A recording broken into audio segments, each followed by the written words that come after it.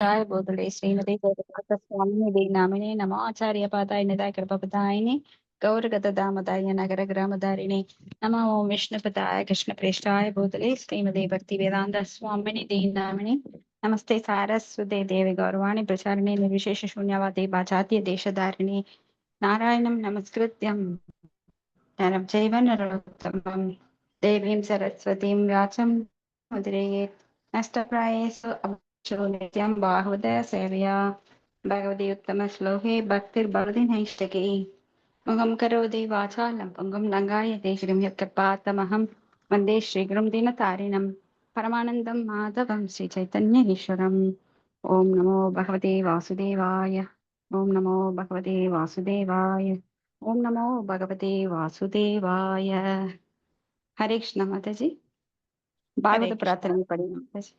சரிங்க மாதாஜி. பகவத பிரார்த்தனை. சர்வ சாஸ்திராப்தி பீயூஷா சர்வ வேதைக சத்பலா சர்வ சித்தாந்த ரத்னாய சர்வ லோகைக த்ரிக்பிரதா சர்வ பாகவத பிராண ஸ்ரீமத் பாகவத பிரபோ கலிதுவந்தோதாதித்ய ஸ்ரீ கிருஷ்ண பரிவர்த்தித பரமானந்த பாடாய பிரேம வர்ஷாக்ஷராய சர்வதா சர்வ சேவியாய ஸ்ரீ கிருஷ்ணாய நமோஸ்துமே. மத் ஏகபந்தோ மத் சங்கின் மத்குரோ மன்மகாதன மத் நிஸ்தாரக மத் பாக்கிய மதானந்த நமோஸ்துதே அசாது சாது தததாயின் அதினோச்ச தாக்கர ஹானா முஞ்ச காசின் மாம் பிரேம் நாம் ஹிருத் கண்டயோஸ்புரா. மொழிபெயர்ப்பு. ஓ எல்லா வேத இலக்கியங்களிலிருந்தும் கடைந்தெடுக்கப்பட்ட அமிர்தமே, வேதங்களின் மிக முக்கியமான ஆன்மீக பலமே மற்றும் எல்லா தத்துவங்களின் முடிவுகளான ஆபரணங்களைக் கொண்டவரே, உலக மக்களுக்கு ஆன்மீக பார்வையை கொடுப்பவர் மற்றும் வைஷ்ணவர்களின் உயிர் மூச்சாக விளங்குபவரே, பகவானே, நீர் கலியுகத்தின் இருளை போக்குவதற்காக உதித்த சூரியன். உண்மையில் நீர் எங்களிடம் திரும்பி வந்த கிருஷ்ணர். ஓ ஸ்ரீமத் பாகவதமே, உங்களுக்கு என் பணிவான வணக்கங்கள். உங்களை படிப்பவர்கள் உன்னத ஆனந்தத்தை அடைவார்கள், ஏனெனில் உங்கள் எழுத்துக்கள் அவர்களுக்கு தூய பக்தி தொண்டை பொழிகின்றது. நீங்கள் பகவான் கிருஷ்ணரின் அவதாரமாக இருப்பதால் எப்போதும் அனைவரும் உங்களுக்கு தொண்டு புரிய வேண்டும்.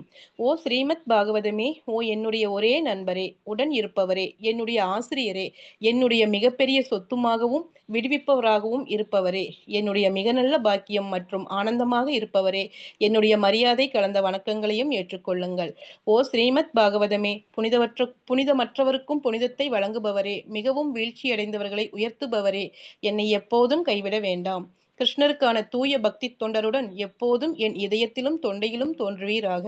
அறிவோம் தத் சத். ஸ்ரீல சனாதன கோஸ்வாமி ஜெய். ஹரே கிருஷ்ணங் மாதாஜி. தேங்க்யூ மாதாஜி. தேங்க்யூ மாதாஜி. நாம் இன்னைக்கு 4வது ஸ்கந்தம் அத்தியாயம் 8 ஸ்லோகம் 23 கரெக்டுங்களா? ஓகே, 23வது ஸ்லோகம்.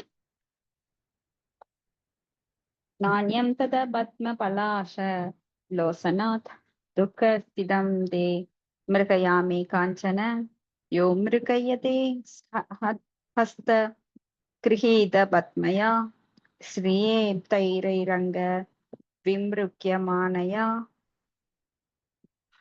ஹரே கிருஷ்ணா. ஹரே படிங்க மாதாஜி. கிருஷ்ண. படிக்கிறேங்க. மொழிபெயர்ப்பு. என்னுயிர் துருவனே, என்னை பொறுத்த மட்டில் செந்தாமரை மலர் போல் சிவந்திருக்கும் விழிகளை உடைய முழுமுதற் கடவுள் ஒருவரை தவிர உனது துன்பத்தினை துடைப்பவர்கள் வேறு யாரையும் நான் காண்கிறேன். பிரம்ம தேவன் போன்ற சிறந்த தேவர்கள் கூட அதிர்ஷ்ட தேவதையின் கருணையினை நாடுகின்றனர். ஆனால் அத்தேவதையோ கையில் தாமரை மலருடன் முழுமுதற் கடவுளுக்கு சேவை செய்வதற்காக எப்போதும் ஆயத்தமாக இருக்கிறாள். பொருளுரை. சுனீதி இங்கே முழுமுதற் கடவுளிடம் இருந்து பெரும் வரமும் பிற தேவர்களிடம் இருந்து பெரும் வரமும் ஒரே தன்மையுடையன அல்லவென்று குறிப்பிடுகிறாள். மூடர்கள் பெறுகின்ற பலன்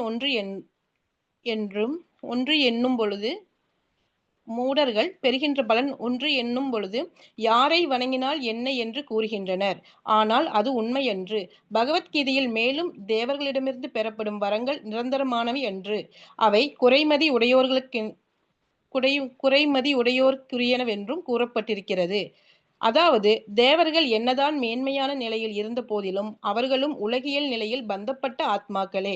ஆசையினால் அவர்கள் அருளும் வரங்கள் நிலையானவை அன்று. ஆத்மாவானது நித்தியமானது. ஆகையினால் நிலைத்த மரம் என்பது ஆன்மீக நிலைத்த வரம் என்பது ஆன்மீக வரமேயாகும். பகவத்கீதையில் மேலும் மதி இழந்தவர்கள் மட்டுமே தேவர்களை வழிபடுவர் என்று கூறப்பட்டிருக்கிறது. ஆகையினால் சுனீதி தன் மைந்தனிடம் தேவர்களின் கருணையினை தேடிப் பெறுதல் கூடாது என்றும், முழுமுதற் கடவுளை மட்டுமே அணுகி அவரது அவரது துன்பத்தை தீர்த்து கொள்ள வேண்டும் என்று கூறினாள். பௌதீக வளங்கள் முழுமுதற் கடவுளினால் அவரது பல்வேறு சக்திகளின் மூலமும் குறிப்பாக அதிர்ஷ்ட தேவதையினாலும் கட்டுப்படுத்தப்படுகின்றன. ஆகையினால் பொருள் வளம் வேண்டுபவர்கள் அதிர்ஷ்ட தேவதையின் கருணையினையும் மகிழ்ச்சியினையும் வேண்டுகின்றனர். சிறந்த நிலையில் வைக்கப்பட்டிருக்கும் தேவர்கள் கூட அதிர்ஷ்ட தேவதையினை வழிபடுகின்றனர். ஆயின் அதிர்ஷ்ட தேவதையாகிய மகாலட்சுமியோ முழுமுதற் கடவுளின் இன்பத்தினையே எப்போதும் நாடுகின்றார். ஆகையினால் முழுமுதற் கடவுளை வழிபடும் எவரும் அதிர்ஷ்ட தேவதையின் ஆசிகளை தாமே பெறுகின்றனர். துருவ மகாராஜா தனது இந்த வயதிலேயே பொருள் வளங்களுக்காக கூட தேவர்களை வணங்கக்கூடாது என்றும், பரமபுருஷ பகவானை மட்டுமே வழிபட வேண்டும் என்றும் சிறந்த அறிவுரையினை கூறுகிறாள்.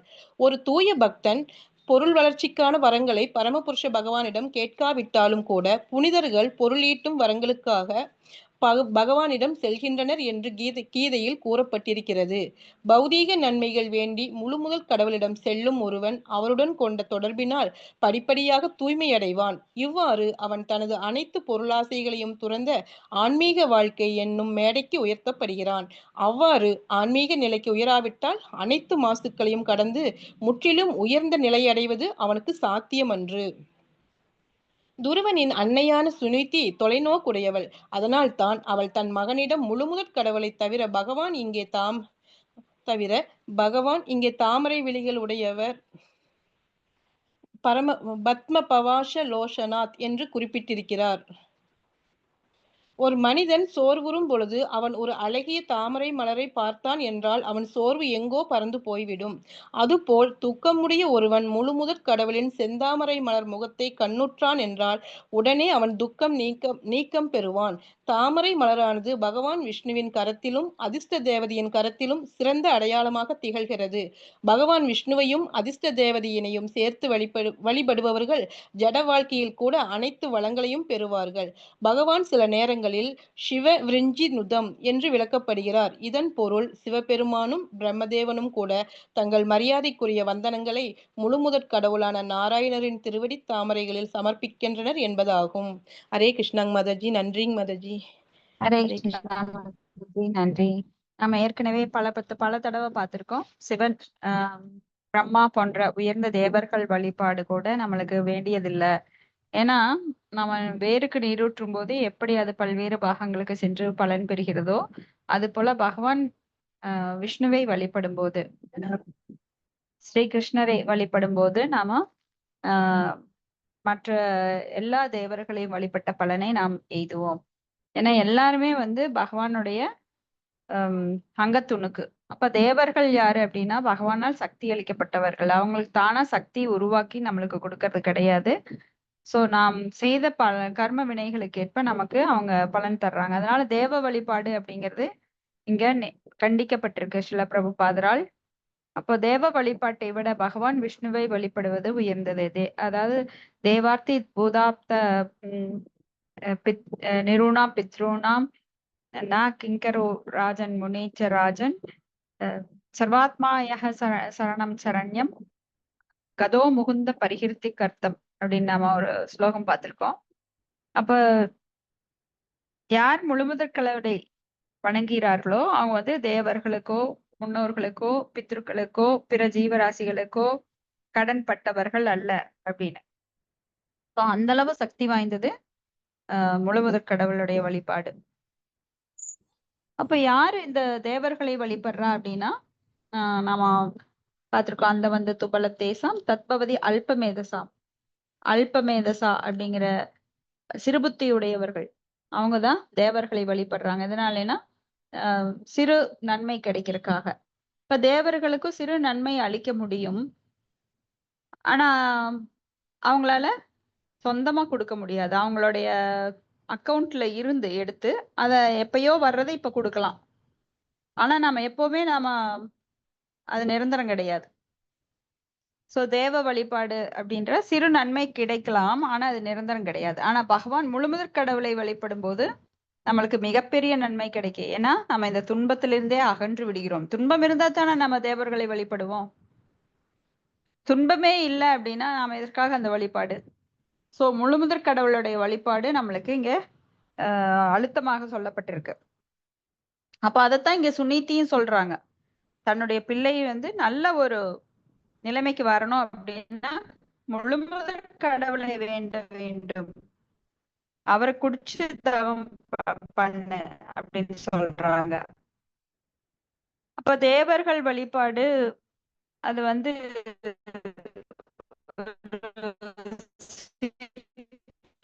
மாதாஜி வாய்ஸ் பிரேக் ஆகுதுங்க மாதாஜி. வரக்கூடியது, குறைமதி உடையவர்களுக்காக இங்கு கூறப்பட்டிருக்கு. ஹரே ஏன்னா கிருஷ்ணன் மாதாஜி. எல்லாருமே ஒரே நிலையில கிடையாது.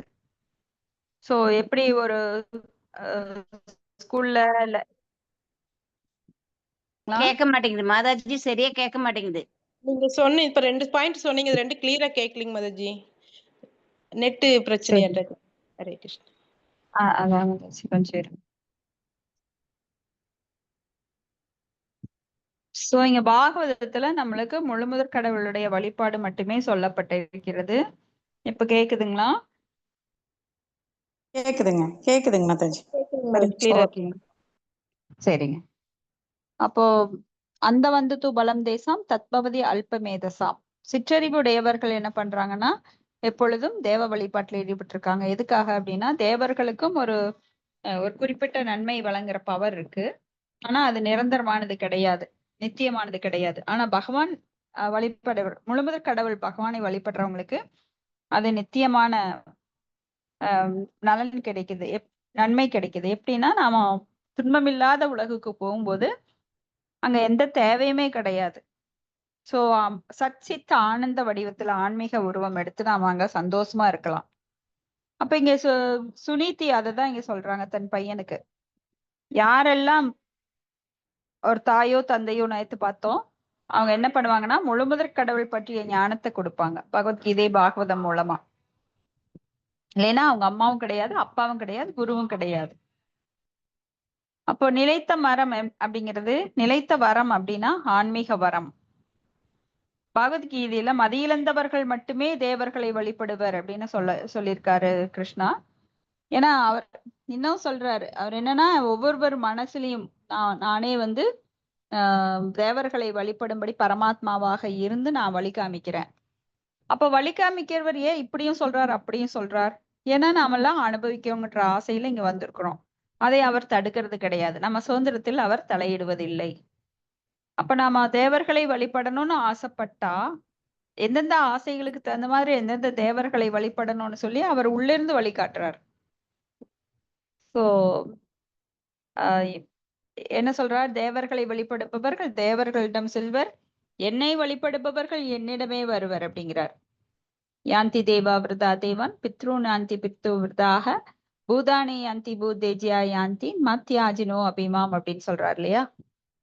அப்போ யாருக்கு யார வழிபடணும்னு ஆசை இருக்கோ அதை தடுக்கிறது கிடையாது. ஏன்னா முழுமுதற் கடவுளை பற்றிய ஞானம் கிடைக்கிறதுக்கே நாம பெரிய பாக்கியம் பண்ணிருக்கணும்.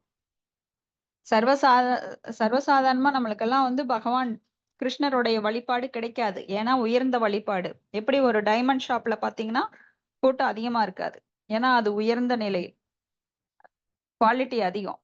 அதுக்கு கீழே தங்கம் கோல்டன் ஷாப்ல போய் பாத்தீங்கன்னா கொஞ்சம் கூட்டமா இருக்கும். இதுவே கல்யாணி கவரிங் அதுல எல்லாம் போய்த்தோம்னா நிறைய கூட்டம் இருக்கும். ஏன்னா அது கிளிட்டர், தங்கத்தை போல தோற்றமளிப்பது. அது போல தேவர்கள் வந்து முழுமுதற் கடவுள் அல்ல, ஆனால் முழுமுதற் கடவுளை போல அவங்க நினைச்சுக்கிட்டு தேவர்களை வழிபடுறாங்க.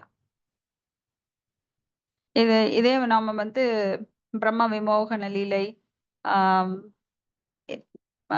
அந்த மாதிரி பார்த்திருப்போம். அப்போ தேவர் பிரம்மதேவர் கூட சில சமயங்கள் தவறு செய்கிறார். அப்போ சிவபெருமான் கூட சில சமயங்கள்ல தவறு செய்கிறார். இப்படி அவங்களும் முக்குணத்திற்கு ஆட்பட்டவர்களே அப்படின்னு நாம பாக்குறோம் சில சமயங்களில். ஆனா பிரம்மதேவரை விட சிவபெருமான் மிக உயர்ந்த நிலையில் இருக்கிறார். சிவபெருமான் தவறு செய்கிறார் என்றால் அவர் ஸ்வரூப சக்தியின் காரணத்தினால, அந்தரங்க சக்தியின் காரணத்தினால அவர் சில சமயங்களில் பகவானின் லீலையில் ஆட்கொள்ளப்பட்டு அவ்வாறு செய்கிறார். அவரு நம்மள போல வெளிப்புற சக்தியினால கிடையாது. எக்ஸ்டர்னல் எனர்ஜி கிடையாது. Internal potency. அதனால அவர் வந்து சில சமயங்கள் கடவுளாலேயே ஆட்கொள்ளப்பட்டு அந்த மாரி செய்றார் லீலைகள்ல. சோ உடனே சிவபெருமான் வந்து நம்மள போல தவறு செய்பவர் அப்படின்னு நினைக்கக் கூடாது. அவர் மிக உயர்ந்த நிலையில் இருக்கிறார். சிவதத்துவம்.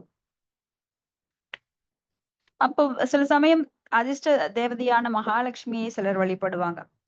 ஆனா அந்த மகாலட்சுமியே பகவானுக்கு பாத சேவனம் செஞ்சுட்டு இருக்காங்க எப்பவுமே. எப்படி நாம பிரகலாத் மகாராஜா சொன்ன மாதிரி 9 விதமான வழிபாடுகள். நவவித வழிபாடு. ஸ்ரவணம், கீர்த்தனம், விஷ்ணு ஸ்மரணம், பாத சேவனம், அர்ச்சனம், வந்தனம், தாஸ்யம், சக்கியம், ஆத்ம நிவேதனம். இதுல வந்து அவங்க பாத சேவனத்துல எப்பவுமே ஈடுபட்டிருக்காங்க. சோ துருவ மகாராஜா தனது இந்த வயதிலேயே பொருள் வளத்திற்காக கூட தேவர்களை வணங்கக்கூடாது அப்படின்னு பரமபுருஷ பகவானை மட்டும் வழிபட வேண்டும் அப்படின்னு அவ தாய் அறிவுரை சொல்றா.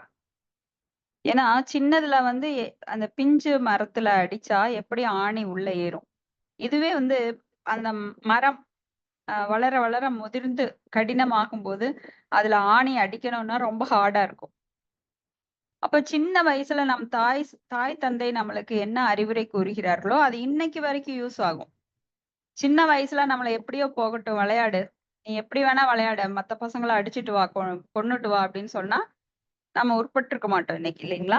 அப்போ நம்மளுக்கெல்லாம் இதை விட மேன்மையான பக்தி தொண்டு நம்மளுக்கு கிடைச்சிருக்கு. பகவானை பற்றிய உயர்ந்த வழிபாடான விஷ்ணு வழிபாடு. ஆராதனாம் சர்வேசாம் விஷ்ணுர் ஆராதனாம் பரம். பரம் அப்படின்னா உயர்ந்த. உயர்ந்த வழிபாடான விஷ்ணு வழிபாடு நமக்கு கிடைச்சிருக்கு அப்படின்னா நாமெல்லாம் மிகவும் அதிர்ஷ்டசாலிகள். ஏன்னா நம்மளுக்கு தாய் சொல்லி தந்தாங்களோ இல்லையோ தெரியாது. ஆனா பகவான் வழிகாட்டியிருக்கார். ஸ்ரீல பிரபுபாதரோட மூவ்மெண்ட்டுக்கு நம்மள கொண்டு வந்திருக்கார். ஸ்ரீல பிரபுபாதரோட மூவ்மெண்ட் எப்படிப்பட்டதுன்னா பர்ஃபெக்ட். அப்படின்னா சின்ன ஒரு களங்கம் கூட இல்லாத முழுமையானது. ஏன்னா அது விஷ்ணு வழிபாட்டை மட்டுமே நமக்கு சொல்றது. மத்த தேவர்கள் வழிபாடு இப்ப எல்லா கோயில்ல போனீங்கன்னா அதுல ஏகப்பட்ட சிலைகள் இருக்கும், தெய்வங்கள் இருக்கும். தேவர்களை வச்சு வணங்குவாங்க. முன்னாடி இருந்து பின்னாடி சுத்தி வரக்குள்ள எல்லா சன்னதியும் நவகிரகங்கள். போனா அந்த நவகிரகங்கள் பாத்தீங்கன்னா மூளைக்கு ஒருத்தர் திரும்பி நின்றுட்டு இருப்பாங்க. அவங்களுக்குள்ளேயே சண்டை போட்ட மாதிரி. ஏற்கனவே அவங்க ஒவ்வொரு திக்கும் திரும்பி நின்று இருக்காங்க. அவங்கள போய் வழிபட்டு நாம எப்படி ஒட்டுக்கா ஒரு ஃபேமிலியில இருக்க முடியும்? சோ ஒரு ஃபேமிலியில பாத்தீங்கன்னா ஒருத்தருக்கு சனி இருக்கும், இன்னொருத்தருக்கு செவ்வாய் தோஷம் இருக்கும், ஒருத்தருக்கு சந்திர தோஷம் இருக்கும், ஒருத்தருக்கு ராகு தோஷம் இருக்கும், ஒருத்தருக்கு கேது தோஷம் இருக்கும். அதனால ஏற்கனவே சண்டை போட்டுட்டு இருக்கிறோம். மறுபடியும் அவங்கள போய் கும்பிட்டா நாம எப்படி ஒண்ணா இருக்க முடியும்? சோ இதுதான் பிருகு முனிவர் பண்ணினாரு. சோ மிக உயர்ந்தவர் யார்? அந்த குண அவதாரங்கள்ல பிரம்மா, விஷ்ணு, சிவன். குணத்துக்கு அதிபதியான விஷ்ணுவா, இல்ல ரஜோகுணத்தின் அதிபதியான பிரம்மாவா, தமோகுணத்தின் அதிபதியான சிவனா? யார் வந்து உயர்ந்த நிலையில் இருக்கிறா, யாருக்கு அவிர்வாகம் அளிக்கப்பட வேண்டும் அப்படின்னு போய் 3 பேரை செக் பண்ணார், சோதனை பண்ணினார். பண்ணும்போது விஷ்ணு கிட்டதான் அவர் உயர்ந்த குணங்களை கண்டார். இதெல்லாம் நம்ம ஹரே கிருஷ்ணா. சோ ஒரு தூய பக்தன் பொருள் வளர்ச்சிக்கான வரங்களை பரமபுருஷ பகவானிடம் கேட்காவிட்டாலும் கூட புனிதர்கள் பொருளீட்டி வரங்களுக்காக பகவானிடம் செல்கின்றனர் என பொருளீட்டும் வரங்களுக்காக பகவானிடம் செல்கின்றனர். அப்போ பகவத்கீதையில பகவான் வந்து சொல்லியிருக்காரு என்ன? அந்த வந்த துபலம் தேசாம் சாரி அனன்ய சிந்தையந்தோ மாம் ஏஜனாம் பரிபாஷதே தேசாம் நித்யாபியுக்தானாம் யோகக்ஷேமம் வகாமியகம் அப்படின்னு. சோ அவங்க இருக்கிறவற்றையும் காத்து பக்தர்களுக்கு அவங்களுக்கு அருள்பாலிக்கிறார். எப்படி அருள்பாலிக்கிறார் அப்படின்னா பொருளை மட்டும் தர்றதில்ல, அவங்களுக்கு ஞானம் அப்படிங்கிற அறிவையும் தருகிறார். அதன் மூலமாக தன்னை நோக்கி அவர் ஈர்க்கிறார், தன்னை நோக்கி அவர்களை அழைத்து செல்கிறார். அப்ப அந்த பக்தர்கள் இங்க இல்வாழ்க்கையிலும் நல்லா இருக்காங்க, பின்னாடி வீடு பேரும் அவங்களுக்கு கிடைக்குது. சோ பகவானை வழிபட்டா அவங்களுக்கு எந்த ஒரு பொய் அகங்காரம் இருக்காது பக்தர்களுக்கு. ஏன்னா உத்தம பக்தர்கள் அந்த நிலையில தான் இருக்காங்க. மத்தியம பக்தா, ஆனா எல்லாருமே உத்தம பக்தா உடனே ஆயிட முடியாது. பல கோடி ஜென்மங்கள்ல நாம் என்ன செயல்கள் செய்தோமோ அதன் அடிப்படையில் அந்த வாசனா அப்படிங்கிற உணர்வுகள் நம்மளுக்கு பதிஞ்சிருக்கு இல்லைங்களா? சோ அந்த உணர்வுகளின் பிரகாரம் இப்ப நாம செயல்பட்டு கொண்டிருக்கிறோம். ஆனா பகவானுடைய கருணை, காரணமற்ற கருணை நம்மளுக்கு கிடைக்கும்போது, இல்ல குருவோட கருணை கிடைக்கும்போது, நாம் இந்த உன்னதமான பக்தி தொண்டில் ஈடுபட்டு, நாம் இந்த பிறப்பிறப்பு சிக்கல்ல இருந்து விடுவித்துக் கொள்ளலாம். அப்ப தாய் தந்தையர் நல்லவங்களா இருக்கணும். நல்ல வழிகாட்டக்கூடியவங்களா இருக்கணும். ஞானத்தில் கை தேர்ந்தவர்களா இருக்கும்போது தான் நம்மளுக்கு அத குடுக்க முடியும். ஆனா பலருக்கு வந்து அந்த அதிர்ஷ்டம் இல்லாதனால, குரு மூலமா கிடைக்குது. இல்ல பகவானுடைய காரணமற்ற கருணையினால, இல்ல நாம போன ஜென்மத்துல செஞ்ச சுக்ருதி அதனால கிடைக்கிறது. நம்மளுக்கு வந்து தெரிஞ்சோ தெரியாமலோ அஞ்ஞான சுக்ருதி இருக்கலாம். அதன் மூலமா நம்மளுக்கு ஒரு பக்தனுடைய தொடர்பு எப்பொழுது நம்மளுக்கு கிடைக்குதோ, அப்ப வந்து நாம வாழ்க்கையில மிக உயர்ந்த நிலையை அடைய முடியும். ஏன்னா நாம வந்து நெறைய பக்தி பண்ணி சில சமயங்கள்ல என்னாகும் அப்டின்னா, நெறைய பக்தி பண்ணி நாம கொஞ்சம் அந்த பாயிண்ட் ஏத்திட்டே போவோம். 200 பாயிண்ட் வந்திருக்கும். ஆனா வைஷ்ணவ அபராதம் அப்படிங்கிற இப்ப தக்ஷன் பண்ணினான் பாருங்க. அந்த மாதிரி வைஷ்ணவ அபராதம் பண்ணி, நாம சாதாரண நிலையில இருக்கிற மக்கள் என்ன பண்ணுவாங்கன்னா, அவங்க அவங்க பாதை எதை கொண்டு செல்லும் அப்படின்னா, நரகத்தின் பாதை. நரகத்துக்கு எல்லா பாவங்களும் பண்ணுவாங்க. நரகத்துக்கு போவாங்க. அந்த தண்டனை அனுபவிப்பாங்க. ஆனா பக்தர்கள் வந்து அ பகவானோட லோகத்தை நோக்கி நகர்ந்துட்டு இருப்பாங்க. ஆனா சில சமயம் அறியாமையினால, வைஷ்ணவ அபராதம் பண்றதுனால, அவங்க 200 பாயிண்ட் ஏத்தி வச்சிருந்தா கூட, திடீர்னு என்ன ஆகும் அப்படின்னா, அந்த சாதாரண மக்கள் எப்படி நரகத்திற்கு தள்ளப்படுகிறார்களோ, அதனோட பாதைக்கு தள்ளப்பட்டு, அந்த வைஷ்ணவ அபராதத்தினால சேர்த்து வச்ச 200 பாயிண்ட் போயி 300 பாயிண்ட் நம்மளுக்கு பின்னாடி போயிரும். அப்ப அந்த சாதாரண மக்கள் நரகத்துக்கு போற மாதிரி பக்தர்கள் கூட சில சமயம் நரகத்திற்கு தள்ளப்படுவார்கள். அதனால முக்கியமா என்ன நம்ம வைஷ்ணவ அபராதம் பண்ணக்கூடாது. வைஷ்ணவ நிந்தனை, சாது நிந்தனா.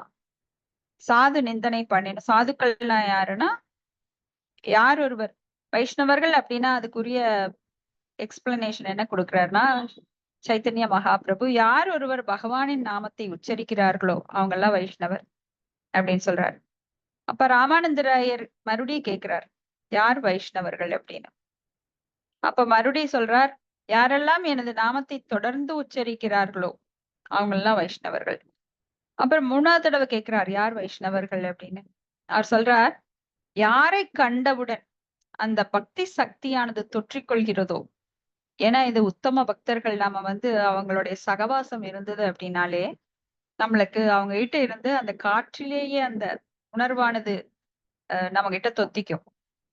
அதனாலதான் உத்தம பக்தர்கள் வரும்போது நாம போய் அவங்கள தரிசனம் பண்ணி, அவங்க தூய வைஷ்ணவர்கள் ஆதலால, வைஷ்ணவர்களோட பாதத்துளி, அவங்களோட உச்சிஷ்டம் 3 முக்கியமானது.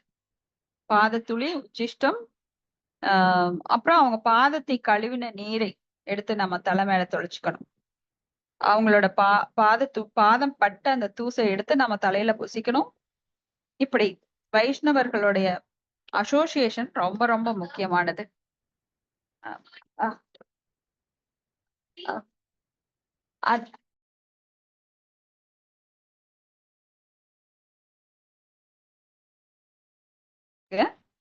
ஓகே. சோ வைஷ்ணவர்களோட இந்த பாதத்துளி, உச்சிஷ்டம், வைஷ்ணவர்களுடைய அந்த பாத அபிஷேகம், இந்த 3 ரொம்ப முக்கியமானது. சோ யாரெல்லாம் பக்தர்களோட அசோசியேஷன் எடுக்காம அபக்தர்களோட பௌதிகவாதிகளோட அசோசியேஷன் எடுக்கிறாங்களோ, அந்த சிந்தனை வந்து அவங்களுக்குள்ள சூட்சுமமாக கலந்திருக்கும்.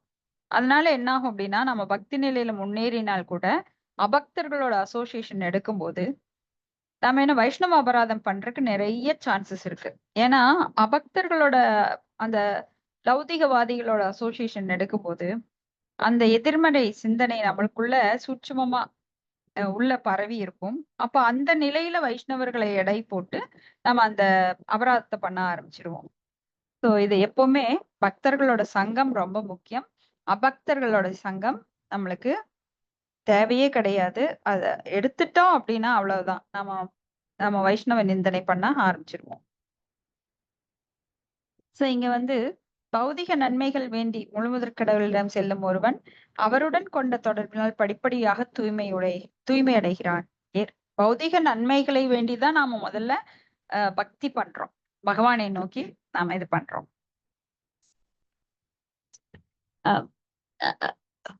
அப்போ பௌதிக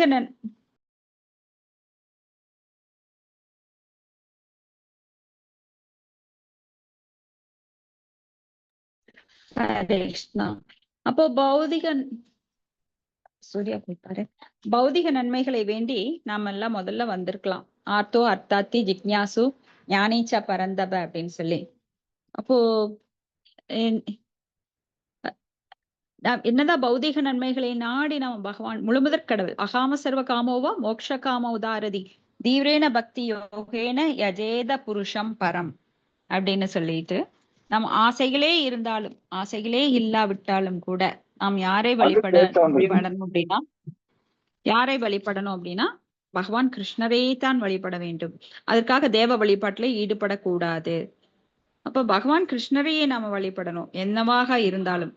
அப்போ என்ன ஆகும் அப்படின்னா, பௌதிக ஆசைகளை வேண்டி கூட பகவான்கிட்ட வந்தாங்க அப்படின்னாலுமே, பௌதிக ஆசைகள் வேணும்னு வந்தாலுமே கூடவே படிப்படியாக நம்மளுடைய அந்த கர்மா குறைஞ்சிட்டே வரும். ஏன்னா ஒன்ஸ் பகவானோட கைய பிடிச்சிட்டோம் அப்படின்னா பகவான் வந்து நம்மளை எப்பவுமே அவரை விட்டு நம்மளை பிரிக்கிறதே கிடையாது. ஏன்னா ஏற்கனவே பகவான் வந்து பரமாத்மாவாக நம்ம உள்ளத்துல இருக்கார். அப்போ பகவான் வந்து எப்பொழுதும் தன்னோட குழந்தைகளை வெறுக்கிறது கிடையாது. பிள்ளை மனம் பித்து அப்படின்னு சொல்லுவாங்க இல்லையா, பெத்த மனம் பித்து பிள்ளை மனம் கல்லு அப்படின்னு. அப்போ பிள்ளைகளான நாம என்ன பண்றோம், பகவான் எப்பவுமே நம்மளுக்கு மாதா தாத்தா பிதா மகக அப்படின்னு எப்பவுமே தாயாகவும் தந்தையாகவும் குருவாகவும் எல்லாமாகவும் நமக்கு எல்லா பிறவிகளிலும் அவரதான் இருக்காரு. ஆனா நாம என்ன பண்றோம் அப்படின்னா, இந்த சிற்றின்பத்தில் மயங்கி இந்த ஜட உலகம் உண்மை அப்படின்னு நினைச்சு நாம இந்த மாயாவை முழுமையா நம்புறோம். ஏன்னா இது காணும் தோற்றங்கள் எல்லாமே மாயா, பொய் தோற்றங்கள். ஆனா இதுலதான் நம்ம லயிச்சிருக்கிறோம். நம்ம வந்து ஏன்னா இதெல்லாம் வந்து கண்ணுக்கு இந்த புறக்கண்களுக்கு தெரிவது, அதுதான் உண்மைன்னு நினைக்கிறோம். ஆனா உண்மை எதுவுமே இல்லை. புறக்கண்கள்ல பாக்குறது எல்லாமே மாயா. ஏன்னா இது எல்லாமே அழிந்து போகக்கூடியது, நித்தியமில்லாத ஒன்று, நாட் எட்டர்னல். ஆனா உண்மையானது எல்லாமே சூட்சுமமா இருக்கு. சூட்சுமமா இருக்கிறத பாக்கறதுக்கு நம்மளுக்கு இந்த கண் வேண்டியது கிடையாது. அப்ப அதுக்கு என்ன வேணும்னா அகக்கண், ஞானக்கண் வேணும். அப்ப நாம எப்படி பார்க்கணும் ஒவ்வொரு விஷயத்தையும் அப்படின்னா, ஞான சக்ஷு, ஞானத்தின் கண் கொண்டு பார்க்க வேண்டும். அப்போ வேத சக்ஷு, அதுக்கு என்ன வேணும், வேதங்கள் வழியாக நாம் காண வேண்டும். இப்ப குரு சாது சாஸ்திரா, இது மூலமா தான் நமக்கு உண்மை கிடைக்கும். இல்லைன்னா நம்ம இப்படியே இப்ப பல பிறவிகள் நம்ம எடுத்திருக்கிறோம். பல பிறவிகள் இப்படியேதான் நம்ம இல்யூஷன்ல அறியாமையில வாழ்ந்துட்டு இருந்திருக்கிறோம். ஆனா இங்க சுனிதி வந்து தன் மகனான துருவனுக்கு ஒரு நல்ல பார்வை கொடுக்குறாங்க, முழுமுதற் கடவுளை குறித்து தவம் பண்ண சொல்லி. அப்ப முழுமுதற் கடவுள் எப்படிப்பட்டவர் அப்படின்னா, பத்ம பவாஷ லோச்சனாத் அப்படின்னு, தாமரை கண்கள், தாமரை போன்ற அந்த விழிகளை உடையவர். பகவான் வந்து எப்பவுமே தாமரை மலர்கள் ஒப்பிடப்பட்டு, தாமரை போன்ற கண்கள், தாமரை போன்ற முகம், தாமரை இதழ் போன்ற உதடுகள் அப்படின்னு தான் வர்ணிப்பாங்க. அப்ப ஏன் தாமரை மலர் வந்து ரொம்ப விசேஷமானது. அப்போ உயர்ந்த ஒரு பொருளை கொண்டு பகவானை வர்ணிக்கிறாங்க. ஈவன் குந்தி மகாராணி கூட சொல்லியிருக்காங்க, நம பங்கஜ நாப்பாய நம பங்கஜ மாலினேடு நம பங்கஜ நேத்ராய பங்கஜ மாலினேடு நம அப்படின்னு சொல்லி. இப்ப பங்கஜ நேத்திரம், தாமரை போன்ற அந்த கண்களை உடையவர் அப்படின்னா அவங்க வர்ணிக்கிறாங்க. ஒவ்வொரு இதுலயும் பங்கஜனா தாமரை. அப்போ ஒரு மனிதன் சோர்வுறும் பொழுது அவன் அழகிய தாமரை மலரை பார்த்தான் என்றால் அவன் சோர்வு எங்கோ பறந்து போய்விடும். இப்ப குளத்துல எல்லாம் நாம போய் பார்த்திருப்போம் தாமரை மலர், அது எவ்வளவு மென்மையானது, அதனுடைய கலர், அதை விரிஞ்சு இருக்கிறது. ஏன்னா அது சூரியன் வந்த உடனே அது விரிய ஆரம்பிச்சிரும். மொட்டுக்கள் மலரும் போது அவ்வளவு அழகா இருக்கும். அப்ப அவனுடைய மனம் வந்து லேசா இருக்கும் அதை பார்க்கும்போது. அது போல துக்கமுடைய ஒருவன் முழுமுதற் கடவுளின் செந்தாமரை முகத்தை கண்ணுற்றான் என்றால் அவன் துக்கம் நீங்க பெறுவான். தாமரை மலரானது பகவான் விஷ்ணுவின் கரத்திலும் அதிர்ஷ்ட தேவதையின் லக்ஷ்மி அவங்க கரத்திலையும் இருக்கு, சிறந்த அடையாளமா இருக்கு. அப்ப பகவான் விஷ்ணுவையும் அதிர்ஷ்ட தேவதையினையும் சேர்த்து வழிபவர்கள் ஜட வாழ்க்கையில் கூட அனைத்து வளங்களையும் பெறுகிறார்கள். அப்போ பகவானை வந்து சிவவிருஞ்சி நுதம் அப்படின்னு விளக்கப்படுறார். அதாவது சிவபெருமானாலும் பிரம்மதேவனாலும் கூட தங்கள் மரியாதைக்குரிய வணக்கங்களை முழுமுதற் கடவுளான நாராயணன் திருவடிகளில் சமர்ப்பிக்கின்றனர். எப்பவுமே சிவபெருமான் பகவான் விஷ்ணுவை குறித்த தியானத்தில் தான் ஈடுபட்டு கொண்டிருக்கிறார். அதனால எப்பவுமே சிவபெருமான் அதனாலதான் தவத்தில் இருக்கிற கோலத்துல நாம பாக்குறோம். யாராவது சிவபெருமான் ஜாலியா உட்கார்ந்து பார்த்திருக்கிறீங்களா? ஆனா கிருஷ்ணர் என்ன பண்ணுவாருன்னா எப்பவுமே ரொம்ப ஜாலியா இருப்பார். ஃப்ளூட் வாசிச்சுட்டு பக்தர்களோட, அதாவது பசுக்களோட இல்ல கோபியர்கள் கூட, ராதா ராணி கூட அவர் தனித்து இருப்பதில்லை. ஏன்னா அவருக்கு பக்தர்கள் விட்டு எப்பவுமே பிரிய மாட்டார். அதனால எப்பவுமே பக்தர்கள் கூட இருக்கிறது நாம பார்க்கலாம். ஆனா அவர் எந்த ஆயுதத்தையும் ஏந்தி இருக்கிறது கிடையாது. சிவன், விஷ்ணு, பிரம்மா இவங்கெல்லாம் ஆயுதத்தோட நாம பார்த்திருக்கலாம். ஆனா கிருஷ்ணர் வந்து எந்த ஆயுதத்தோடமே இருக்க மாட்டார். ஏன்னா அவர் வந்து என்ஜாயர், போக்தாராம் யக்ஞ தபசாம், எப்பொழுதுமே அவர் அனுபவிக்கின்ற இதுலதான் இருக்கிறார், மனோபாவத்துல. சோ நாமெல்லாம் அனுபவிக்கப்படுபவர்கள். பகவான் யாருன்னா அனுபவிப்பவர் எல்லாரையும். அதனாலதான் அவர் பரம புருஷர். புருஷர் அப்படின்னா அனுபவிப்பவர். பரம புருஷர் அப்படின்னா உயர்ந்த அனுபவிப்பாளர். அடுத்தது ஸ்லோகம் 24. மைத்ரேய உவாச்ச ஏவம் சஞ்சல்பிதம் மாது ஆகர்ணுயார்த்தாகமம் வச சந்நியம் யாத்மானாத்மானம் நிச்சக்ராம பிதுபுராத். ஹரே கிருஷ்ண மாதாஜி. மொழிபெயர்ப்பு பொருளுரை வழங்கியவர் தெய்வத்திரு ஆஷா பக்தி வேதாந்த ஸ்ரீலா பிரபுபாதருக்கு ஜெய். மைத்ரேய மாமுனிவர் தொடர்ந்து கூறினார். துருவ மகாராஜாவின் அன்னையான சுனிதி கூறிய அறிவுரைகள் அவர் விரும்பிய குறிக்கோளினை நிறைவேற்றுவதற்கானதாகும். ஆகையினால் அவர் ஆழ்ந்த சிந்தனைக்கு பிறகு புத்திசாலித்தனத்துடனும் மாறாக உறுதியுடனும் தனது தந்தையின் அரண்மனையை விட்டு வெளியேறினார். பொருளுரை: துருவ மகாராஜாவை அவர் சிற்றனை அவமதித்ததை அவர் தந்தை அதை கண்டிக்காததையும் எண்ணி தாயும் மகனும் மிகவும் துயருற்றனர். ஆனால் துயரிட்டால் என்ன பயன்? தனது துக்கத்தை தணிப்பதற்கு ஒருவன் வழி காணுதல் வேண்டும். ஆகையினால் தாயும் மகனும் முழுமுதற் கடவுளின் திருவடி தாமரைகளை சரணடைவதென்று தீர்மானித்தனர். ஏனென்றால் அனைத்து உலகியல் துன்பங்களும் அது ஒன்றுதான் மாற்றமாகும். இது தொடர்பாக இங்கே குறிப்பிடப்பட்டிருப்பது என்னவென்றால், துருவ மகாராஜா தன் தந்தையின் தலைநகரை விட்டு நீங்கி முழுமுதற் கடவுளை தேடி ஒரு தனிமையான இடத்துக்கு சென்றார் என்பதாகும். பிரகலாத் மகாராஜாவும் கூட இது தொடர்பாக ஒருவன் மன அமைதியை அடைய வேண்டும் என்று விரும்பினால் அவன் இல்லற வாழ்க்கையின் அனைத்து மாசுக்களிலும் இருந்து விடுதலை பெற்று முழுமுதல் கடவுளை சரணடைவது வனம் செல்ல வேண்டும் என்று அறிவுறுத்துகிறார். கௌடிய வைஷ்ணவ பொருத்தமாட்டில் இவ்வனம் என்பது பிருந்தாவனம் ஆகும். ஒருவன் பிருந்தாவனத்தில் பிருந்தாவனேஸ்வரி எனப்படும் ஸ்ரீமதி ராதா ராணியிடம் சரணடைந்தான் என்றால் நிச்சயம் அவனது வாழ்வில் உள்ளது அனைத்து பிரச்சனைகளும் மிகவும் எளிதில் தீர்ந்துவிடும். ஹரே கிருஷ்ணா மாதாஜி. நன்றி மாதாஜி. ஹரே கிருஷ்ணா. ஹரே கிருஷ்ணா மாதாஜி. நன்றி மாதாஜி. சோ இங்க வந்து ரொம்ப முக்கியமான விஷயத்தை இந்த பிரபுபாதர் சொல்றார், மைத்ரேய முனிவர் சொல்றார். சுனிதி கூறிய அறிவுரைகள் அவர் விரும்பிய குறிக்கோளை நிறைவேற்றுவதற்கானதாகும். ஆகையினால் அவர் ஆழ்ந்த சிந்தனைக்கு பிறகு புத்திசாலித்தனத்துடன் மாறாத உறுதியுடன். சோ இங்க வந்து உறுதியான சிந்தனை, புத்திசாலித்தனம். சோ புத்தி இருக்கிற ஒவ்வொருவனும் என்ன பண்ணுவான் அப்படின்னா முழுமுதற் கடவுளை சரணடைவான். முழுமுதற் கடவுளை சரணடைகிறது தான் புத்திசாலித்தனம். நம்மளுக்கு எத்தனையோ பிரச்சனைகள் இருக்கு வாழ்வுல. அதுக்கெல்லாம் சொல்யூஷன் பார்க்கணும் அப்படின்னா கண்டிப்பா நம்மளால முடியவே முடியாது. ஒவ்வொருத்தரும் அணுகுறாங்க. இப்போ சிலர் புத்திசாலித்தனம் அதை பயன்படுத்தாம என்ன பண்றாங்க, மென்டல் பிரச்சனை ரொம்ப அதிகமா இருக்கிறவங்க என்ன பண்ணுவாங்கன்னா சைக்காட்ரிஸ்ட் அந்த மாதிரி போவாங்க. ரொம்ப உடம்பு சரியில்லைன்னா டாக்டர்கிட்ட போவாங்க.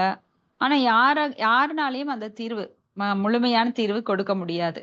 ஏன்னா டாக்டரே சொல்றாங்க இல்லையா, என்னால முடியல, நீங்க பகவான கடவுளை கும்பிட்டுக்கோங்க அப்படின்னு சொல்றார். ஏன் அப்படி சொல்றார்? சில சமயம் டாக்டர் சொல்லுவார், இவர் நல்லா இருக்காருங்க, இவருக்கு ஒன்றும் பிரச்சனை இல்லை, இவர் ஒரு 2 நாள் இருக்கட்டும், அப்புறம் கூட்டிட்டு போங்க அப்படிம்பாரு. அடுத்த நாள் பார்த்தா அந்த பேஷண்ட் இறந்திருப்பாரு. ஆனா இவர் வந்து ரொம்ப சீரியஸா இருக்காருங்க. உன்னையெல்லாம் காப்பாத்த முடியாதுன்னு சொல்லிட்டு போவாரு. ஆனா அவரு பல வருடங்கள் உயிரோட இருப்பார். ஈவன் என்னோட ஃபாதர் இன் லா கூட அப்படிதான் சொன்னாங்க. இவர் வந்து இந்த 1 வருஷத்துல இறந்துருவாரு அப்படின்னு. ஆனா அதுக்கப்புறம் அவர் 7, 8 வருஷங்கள் இருந்தார். அதுவும் சைக்கிள் ஓட்டிட்டு இருந்தார். இவரு எதுவுமே ஓட்டக்கூடாது. சைக்கிள் எல்லாம் ஓட்டக்கூடாது. அவர் வீட்ல ரெஸ்ட்ல தான் இருக்கணும்னாரு. ஆனா அவங்கலாம் சொல்லிட்டு போறாங்க அப்படின்னு சொல்லி இவர் வந்து சைக்கிள் ஓட்டிட்டு தோட்டம் போயிட்டு அவர் வந்துட்டு இருந்தார். சோ இந்த மாதிரி நிறைய கேசஸ் நாம வாழ்வுல பார்க்கலாம். அப்போ அரசியல்வாதிகள் அவங்கெல்லாம் என்ன நினைக்கிறாங்க? செல்வம் இருந்தா செல்வந்தர்கள் எல்லாருமே நினைப்பாங்க செல்வம் இருந்தா ஒண்ணும் இல்ல அப்படின்னு. ஆனா செல்வம் இருக்கிறவங்க வீட்டுக்குள்ள பாத்தீங்கன்னா வீட்டுக்கு வீடு வாசப்படிங்கிற மாதிரி பிரச்சனைகள் எல்லா இடத்துலயும் இருக்கு. சோ பிரச்சனைகள் இல்லாத இடமே கிடையாது. இந்த ஜட உலகமே அவ்வாறு வடிவமைக்கப்பட்டிருக்கு. It is designed like that. இப்போ எங்க பாரு பிரச்சனை பிரச்சனை பிரச்சனை பிரச்சனை. ஒண்ணு போனா அடுத்ததுக்கு ரெடியா இருக்கும். ராகு போனா கேது வரும், கேது போனா சனி வரும், சனி போனா சோமன் அப்படின்னு சொல்லி திங்கள். ஏதா ஒரு பிரச்சனை வந்துட்டே இருக்கும். சந்திர தோஷம், அந்த தோஷம், இந்த தோஷம்னு வந்துட்டே இருக்கும். நீங்க ஜாதகம் எடுத்துட்டு போனாலும் அதுதான் சொல்லுவாங்க. சோ நம்ம பிறந்ததுல இருந்து இறக்குற வரைக்கும் வியாதியோ தலைவலியோ இல்லாம இருந்தவங்களும் கிடையாது. வயிற்று பிரச்சனை, காய்ச்சல் இல்லாம இருந்தவங்களும் கிடையாது. இந்த உலகில் யாரெல்லாம் பிறக்கிறார்களோ அவங்களுக்கெல்லாம் தொடர்கதையாக பிரச்சனைகள் இருந்து கொண்டே இருக்கிறது. அதனாலதான் இந்த உலகத்திற்கு ஜட உலகத்துக்கு பேரே துக்காலயம். சோ இங்க துக்காலயத்துல வந்து சந்தோஷத்தை தேடுறது முட்டாள்களோட வேலை. சோ எப்படியோ பிறந்துட்டோம். ஆனா இந்த பிரச்சனையிலிருந்து எவ்வாறு விடுபடுவது அப்படின்றதுதான் புத்திசாலிகளோட வேலை. அப்போ ஒரு புத்திசாலியானவன் பகவானை சரணடைய வேண்டும். சர்வதர்மான் பரித்யஜ்ய மாமேகம் சரணம் ரஜ அகம் துவாம் சர்வ பாபேப்யோ மோஷைஷாமி மாஷூஷக. இங்க எதுக்கு அகம் துவாம் என்னை மட்டும் சரணடை அகம் அப்படின்னு சொல்றார். ஏன் என்னை மட்டும்? தேவர்களை சரணடைன்னு எல்லாம் சொல்லல. பாரு நீ இவரை பிரம்மாவை கும்பிடு, சிவனை கும்பிடு, இல்ல முருகனை கும்பிடு அப்படி எல்லாம் சொல்லல. என்னை மட்டும் சரணடைன்னு சொல்றாரு. ஏன்னா அதுதான் இறுதியான தீர்ப்பு, முடிவான தீர்வு. பகவானை மட்டுமே சரணடைய வேண்டும். அததான் இங்க சுனிதி வந்து தன்னுடைய மகனான துருவ மகாராஜுக்கு சொல்லியிருக்காங்க. அப்போ பிரகலாத மகாராஜும் கூட மன அமைதி அடைய வேண்டும் என விரும்பினால் ஒருவன் இல்லற வாழ்க்கையிலிருந்து வனம் கதம்னு சொல்லுவார். அப்போ வனத்திற்கு போக வேண்டும். அந்த காலத்துல என்னன்னா 4 விதமான வர்ணாசிரமங்கள் கடைபிடிக்கப்பட்டது. அப்போ பிரம்மச்சரியம், கிரகஸ்தம், வானப்பிரஸ்தம். ஒருவன் வனத்திற்கு கிரகஸ்தம் அப்படின்னா நாம தர்ம அர்த்த காம அதெல்லாம் முடிச்சுக்கிட்டு மோட்சத்தை அடைவதற்காக நாம என்ன பண்ணணும்? அந்த ரிட்டையர்மெண்ட் ஸ்டேஜ்ல நாம வனத்தை நோக்கி செல்ல வேண்டும். இப்பெல்லாம் வனத்தை நோக்கி போக வேண்டியதே இல்லை. ஏன்னா இப்ப வனமே கிடையாது. காடுகள் எல்லாம் அழிக்கப்பட்டு அங்கெல்லாம் போனா கூட உங்களை சந்தன கடத்தல் வந்திருக்கான் அப்படின்னு சொல்லி புடிச்சிருவாங்க. ஏதோ மான கொள்ள வந்திருக்கான், மான இறைச்சிக்காக வந்திருக்கான், அது ஏதாவது ஒண்ணு கேஸ போட்டு விட்டுருவாங்க. அதனால இப்ப வனம் செல்ல வேண்டும் என்ற அவசியம் கிடையாது. இப்பெல்லாம் நாம சங்கீர்த்தனம் எஸ்ய சர்வ பாப பிரணாசனம் பிரணாமோ துக்க சமண ஸ்தம் நமாமி ஹரிம் பரம் அப்படின்னு சொல்லி நாம சங்கீர்த்தனம் ஒன்றே போதும். அப்போ நாம யாரை குறித்து அந்த நாமத்துல நாம பாடி உருகணும் அப்படின்னா முழுமுதற் கடவுளை பற்றிய நாமத்துல ஹரே கிருஷ்ண கிருஷ்ண கிருஷ்ண ஹரே ஹரே, ஹரே ராம ராம ராம ஹரே ஹரே அப்படிங்கிற மந்திரம் ஒன்றே இந்த கலியுகத்துக்கு போதும். இப்ப கௌடிய வைஷ்ணவர்களை பொறுத்த மட்டில் இவ்வனம் என்பது பிருந்தாவனம். சோ ஒருத்தர் எங்க போய் குடியிருக்கணும் கடைசியில அப்படின்னா தாமங்கள்ல, உயர்ந்த தாமங்கள்ல மிகவும் உயர்ந்தது என்ன அப்படின்னா பிருந்தாவனம். சோ பிருந்தாவனத்துல போய் ஒருவன் குடியிருந்து பகவானை நினைத்து அவன் பகவானோட லோகத்துக்கே திரும்பி போகணும். Back to Godhead. அதுதான் நம்ம சொந்த வீடு. இதெல்லாம் வாடகை வீடு. வாடகை வீட்டுல இருக்கும்போது ஒரு டெனன்ட் அந்த எப்படி அந்த ஓனரால கஷ்டப்படுவான்? வீட்டுக்குள்ள வந்து ஆணி அடிக்க கூடாது, தண்ணி சரியா வராது, எல்லா இடத்துலயும் ரிப்பேர் இருக்கும். ஒவ்வொன்றும் அவன் வந்து நீதான் இப்படி உடைச்சா, நீதான் இப்படி பண்ணின அப்படின்னு சொல்லி அவன் அடிக்கடி வீட்டை மாத்து, நீ வீட்டை விட்டு காலி பண்ணு அப்படின்னு துரத்திட்டே இருப்பாங்க இல்லையா? அது போல இந்த வீட்டுல இந்த இந்த ஜட வாழ்வுல நாம இந்த ஜட உலகுல இருக்கும்போது மாயா வந்து நம்மளை துரத்திட்டே இருக்காங்க. நீ வந்து இங்க இருக்கிறதுக்கு லாக்கி இல்ல, உன்னோட சொந்த வீட்டுக்கு போ. ஏன்னா நம்ம வாடகை வீட்டுல இருந்தா பல தொந்தரவுகளை சந்திக்க வேண்டியிருக்கு. அது போல இந்த ஜட உலகுல பல தொந்தரவுகளை நாம் சந்தித்து கொண்டே இருக்கிறோம். ஆனாலும் இதை விட்டு வெளியேறக்கு நம்மளுக்கு மனம் கிடையாது. ஏன்னா இது ஒரு ஜெயிலு. ஜட உலகம் அப்படிங்கிறதே ஜெயிலு. இந்த ஜெயிலுக்குள்ள நம்மள சிறை கைதிகள். ஆனா இந்த ஜெயிலுக்குள்ளேயே நாம என்ன பண்றோம்னா, தங்க கம்பி போட்ட சிறை வேணும், வெள்ளி கம்பி போட்ட சிறைச்சாலை வேணும், இதுக்குள்ள மொசைக் போட்டுக்கணும், இதுக்குள்ள பெரிய மார்பிளோட வீடு கட்டிக்கணும், அலங்காரம் பண்ணிக்கணும்னு நம்ம இதுக்குள்ளேயே இருக்கிறோம். அப்போ ஒரு புத்திசாலி என்ன பண்ணுவான் அப்படின்னா, இதை விட்டு இந்த ஜெயிலை விட்டு எப்படிடா வெளியில போகலாம், அதுக்குரிய வழி என்னன்னு தான் யோசிப்பானோ தவிர இந்த ஜெயிலுக்குள்ளேயே எப்படி சுகமா இருக்கலாம் அப்படிங்கறதுக்கு யோசிக்க மாட்டான். ஏன்னா நம்மளுக்கு இங்க எதுவுமே கிடைக்காது. இன்பங்கிறது கிடைக்கவே கிடைக்காது. ஏன்னா இது துக்காலயம். சோ அதுக்காக இல்லாத ஒன்றுக்காக போராடுவதை விட அதை விடுத்து எங்கு சென்றால் இன்பம் கிடைக்கும் அப்படிங்கறத யோசிச்சு ஒரு புத்திசாலி அதற்குரிய முயற்சிகளை எடுக்கணும். அது கண்டிப்பா இங்க கிடைக்காதுங்கிறப்போ எங்க கிடைக்கும்? கோலோக பிருந்தாவனம் இல்ல வைகுந்த லோகங்கள்.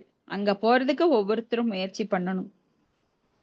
அப்போ ஒருத்தர் பகவானை சரணடையும் போது அப்போ பகவானுடைய கருணை நம்மளுக்கு கிடைக்கணும்னா ஸ்ரீமதி ராதாராணியை சரணடைய வேண்டும்.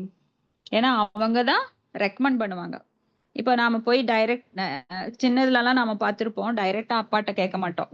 முதல்ல போய் அம்மாட்ட போய் கேட்டு அம்மா வந்து அப்பாட்ட சொல்லுவாங்க, அப்பா அதுக்கு சாங்ஷன் பண்ணுவார். டைரக்டா போய் கேட்கறதுக்கு நம்மளுக்கு பயமா இருக்கும். ஏன்னா அப்பா என்ன மூட்ல இருக்காருன்னு தெரியாது, அம்மாக்கு தான் தெரியும். நல்ல மூட்ல இருக்கும்போது சொல்லி நம்மளுக்கு எதை வாங்கி தந்துருவாங்க. ஏங்க அவளுக்கு ஒரு சின்ன சைக்கிள் வேணுமா, வாங்கி கொடுத்துடலாமா? உடனே அப்பா சரின்றுவார். ஏன்னா அம்மாக்கு தெரியும் அப்பா எந்த மூட்ல இருக்காரு, எப்ப சாங்ஷன் பண்ணுவார். அது போல ஸ்ரீமதி ராதாராணியை நாம் சரணடைந்தோம் என்றால் நம்ம பகவானது கருணையை எளிதில் பெறலாம். அடுத்தது ஸ்லோகம் 25. நாரதஸ்தத் உபாகர்ண்ய ஞாத்வா தஸ்ய சிகீர்ஷிதம் ஸ்பிருஷ்ட்வா மூர்த்தனியாக க்னேன பாணினா பிராஹ லிஸ்மிதஹ. ஹரே கிருஷ்ணா. படிங்க மாதாஜி. மொழிபெயர்ப்பு ஆசா பக்திவேதாந்த சுவாமி சில பிரபாத குருதேவிக்கு மொழிபெயர்ப்பு. மாமுனிவர் நாரதர் இச்செய்தியினை கேள்வியுற்றார். மேலும் துருவ மகாராஜாவின் அனைத்து செயல்களையும் புரிந்து கொண்டு அவர் வியப்பில் ஆழ்ந்து விட்டார். அவர் துருவ மகாராஜாவை அடைந்து அவர் தலைமீது தன் புனித கைகளை வைத்து பின்வருவனவற்றை கூறலானார். பொருளுரை. துருவ மகாராஜா தன் அன்னை சுனிதியிடம் அரண்மனையில் என்ன நடந்தது என்று கூறிக்கொண்டிருந்த பொழுது நாரதர் அங்கே இல்லை. அப்படி என்றால் நாரதர் இவற்றையெல்லாம் எப்படி கேள்விப்பட்டிருப்பார் என்ற கேள்வி எழலாம். இதற்கு பதில் நாரதர் முக்காலம் உணர்ந்த ஞானி என்பதே ஆகும். அவர் ஒருவரின் கடந்த காலம், நிகழ்காலம் மற்றும் எதிர்காலம் மூன்றையும் முழுமுதற் கடவுளான பரமாத்மாவை போல அறிந்து கொள்ளும் சக்தி உடையவர் ஆவார். ஆகையினால் அவர் துருவ மகாராஜாவின் உறுதியான தீர்மானத்தை அறிந்து கொண்ட பிறகு அவருக்கு உதவி புரிவதற்காகவே வந்தார். இதனை இப்படியும் விளக்கலாம். எல்லோரும் மனதிலும் முழுமுதற் கடவுள் வீற்றிருக்கிறார். அதனால் ஓர் உயிரானது பக்தி தொண்டில் ஈடுபடுவதற்கு தீவிரமாக இருந்ததென்றால் அதனை புரிந்து கொண்டு அவர் தனது பிரதிநிதியை அனுப்புகிறார். இவ்வாறுதான் நாரதரும் துருவ மகாராஜாவிடம் அனுப்பப்பட்டார். இது சைத்தன்ய சரிதாமிருதத்தில் விளக்கப்பட்டிருக்கிறது. குரு கிருஷ்ண பிரசாதே பாய பக்தி லதா பீஜ. ஆன்மீக குரு மற்றும் கிருஷ்ணரின் கருணையினால் ஒருவர் பக்தி தொண்டில் ஈடுபடலாம். துருவ மகாராஜாவின் தீர்மானத்தினால் பரமாத்மாவான கிருஷ்ணர் தன் தூதரான நாரதரை அவருக்கு தீட்சை அளிக்கும் பொருட்டு உடனே அனுப்பி வைத்தார். ஹரே கிருஷ்ணா.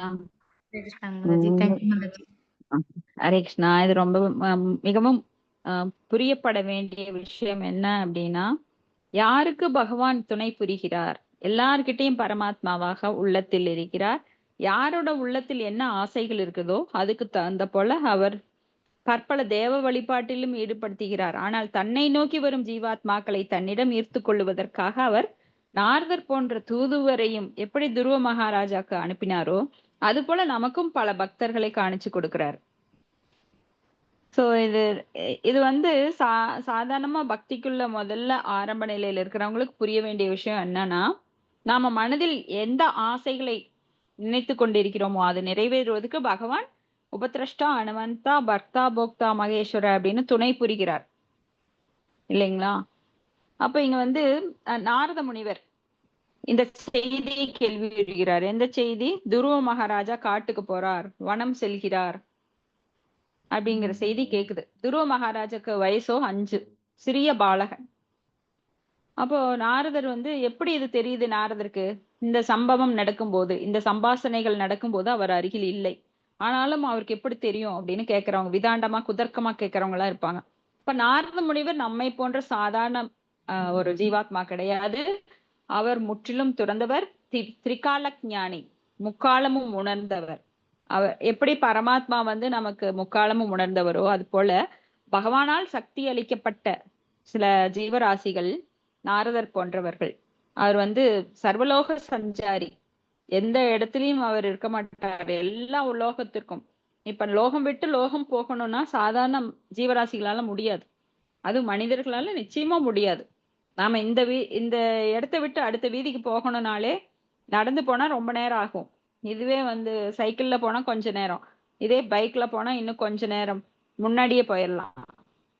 ஆனா பிளைட்ல போனா இன்னும் கொஞ்சம் இது சீக்கிரமே போயிடலாம்.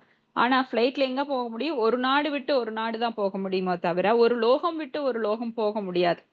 அதுவும் ஒரு அண்டம் விட்டு ஒரு அண்டம் போக முடியாது. ஒரு அண்டத்திலேயே 14 லோகங்கள். சோ அந்த அந்த லோகம் விட்டு லோகம் போக முடியாது, அண்டம் விட்டு அண்டமும் போக முடியாது. சோ நாமெல்லாம் குறையுடையவர்கள், நாமெல்லாம் பிழை செய்யக்கூடியவர்கள், ஏமாற்றும் இயல்புடையவர்கள், குறையுடைய புலன்களை உடையவர்கள். 4 முக்கியமான மைனஸ் பாயிண்ட் நம்ம கிட்ட இருக்கு. ஏமாற்றும் குணமுடையவர்கள், தவறு செய்யும் இயல்புடையவர்கள், குறையுடைய புலன்களை உடையவர்கள், மாயைக்குட்பட்டவர்கள் அப்படின்னு 4 குறைபாடு இருக்கு. அப்போ இப்போ ராக்கெட் அப்படின்னு சொல்லி அந்த ஒரு வேற கோள்களுக்கு போற மாதிரி அதெல்லாம் கூட அவங்க சயின்டிஸ்ட் நிறைய கண்டுபிடிச்சு ராக்கெட் எல்லாம் அனுப்புறாங்க. ஆனா அந்த ராக்கெட்ல போறவங்க எத்தனை ஒரு அபாயமான சூழ்நிலையில, ஏன்னா அந்த ராக்கெட் போகும்போது அதனுடைய வெளிப்புற சுவர்கள் எல்லாம் போற வேகத்திலேயே தீ பிடிச்சு எரிஞ்சு போறதை நம்ம பாக்குறோம்.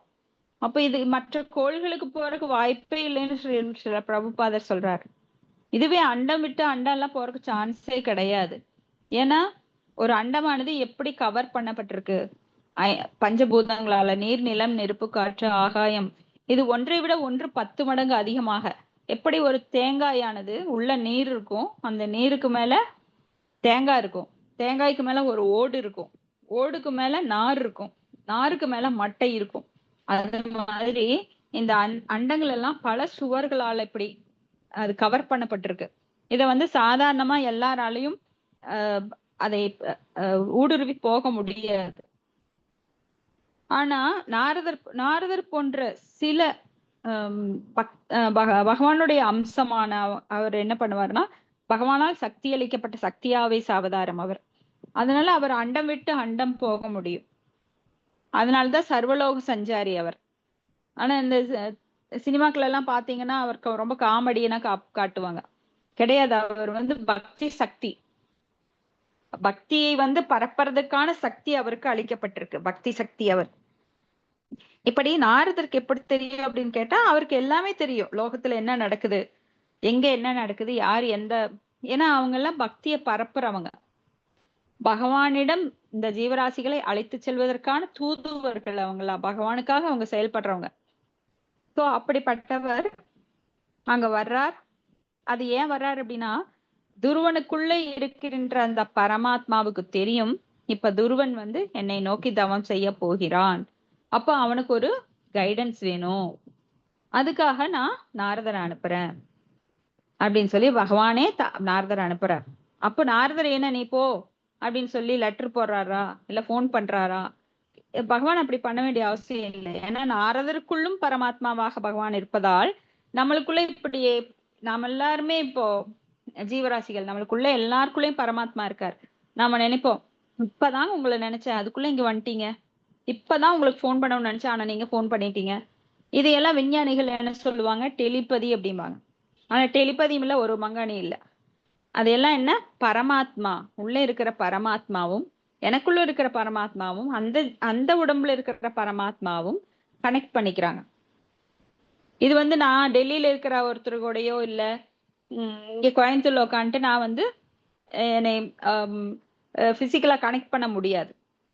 ஆனா மனதால் சூட்சுமமா நாம வந்து கனெக்ட் பண்ண முடியும். எப்படி? எனக்கு பரமாத்மா உதவுகிறார். நான் என்ன ஒன்றை நினைக்கிறேனோ அதே போய் அவங்க மனசுலயும் சொல்றார். இப்ப ஒரு பொருளே வேணும்னு நான் நினைப்பேன். அப்ப வந்து இந்த தெருவுல கத்திட்டு வருவான். நான் நினைக்கிற பொருளை ஒருத்தர் கத்திட்டு வருவான். ரொம்ப நாளா வந்திருக்க மாட்டான். ஆனா அது வேணுமே அப்படின்னு நினைக்கும் போது அது கத்திட்டு வருவான். அப்ப நான் நினைப்பேன், இது என்னடா இவ்வளவு நாள் வராதவன் நான் நினைச்சு சொன்னேன், இன்னைக்கு வந்திருக்கான் அப்படின்னு. ஏன்னா அதுக்கு பரமாத்மா ஹெல்ப் பண்றாரு. சோ இதெல்லாம் வந்து இந்த பக்தியில இல்லாதவங்களுக்கு புரியவே புரியாது. இப்ப இதுல முக்கியமான ஒரு இதை நீங்க எல்லாருமே அண்டர்லைன் பண்ணிக்கணும்.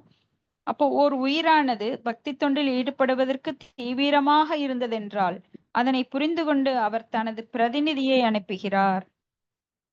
சோ யார் பகவானை நினைத்து அவரை பற்றி அறிய ஆர்வம் உள்ளவர்களோ அவங்களுக்கு பகவான் எந்த விதத்திலாவது ரெசிப்ரோகேட் பண்றார்.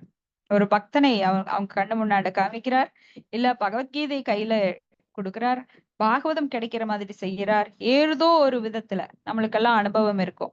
நாமெல்லாம் எப்பயாவது நினைச்சிருப்போம், கிருஷ்ணா நீ யாரு, எங்க இருக்க, எனக்கு ஏன் தன் துன்பம் வருது, நீ என்ன பார்த்துட்டு அமைதியா உட்காந்துட்டு இருக்கிறியா, உன்னை எனக்கு பார்க்கவே முடியல, எல்லாரும் சொல்றாங்க நீ நிஜமா பொய்யா, இப்படி எத்தனையோ கேள்விகள். அதாதோ பிரம்ம ஜிக்யாசா, பிரம்மத்தை பற்றிய ஆய்ந்தறிவுல நாம ஏதாவது ஒரு கேள்வி கேட்டிருப்போம்.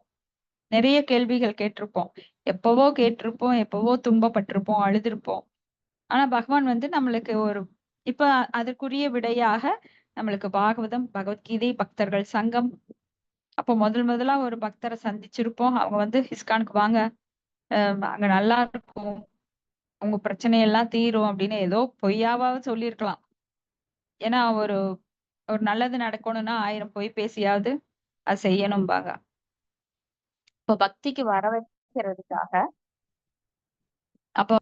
வைக்கிறதுக்காக நம்ம பலரை கூட்டிட்டு வர்றோம். அப்போ பக்தியில இவ்வளவு விஷயங்கள் புரியும் போது நாம என்ன பண்றோம்னா அவங்களை கொஞ்சம் கொஞ்சமா கொண்டு வந்து அவங்களுக்கு நிறைய விஷயங்களை புரிய வச்சு பகவானோட அவங்களோட சம்பந்த ஞானத்தை நாம் வந்து கொடுத்து அவங்களுக்கு உதவுறோம்.